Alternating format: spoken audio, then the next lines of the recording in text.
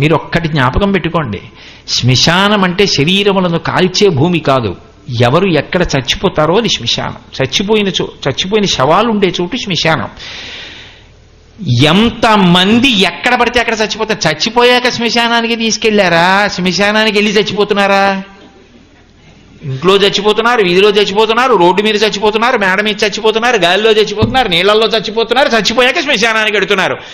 అయితే లోకమంతా శ్మశానమను, లేకపోతే శ్మశానం లేదను, ఏదో ఒకటే. కాబట్టి అంతా శ్మశానమే ఉన్నదంతా. కాబట్టి ఆయన కానిది ఆయన లేనిది లేదమ్మా అని దాని అర్థం. కానీ పైకి ఎలా అంటాడు?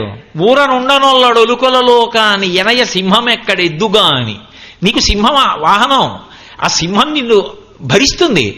రండి చక్కగా ఈ సింహం ఎక్కెడదామంటే ఏదో మంచి చక్కగా బ్రహ్మాండమైన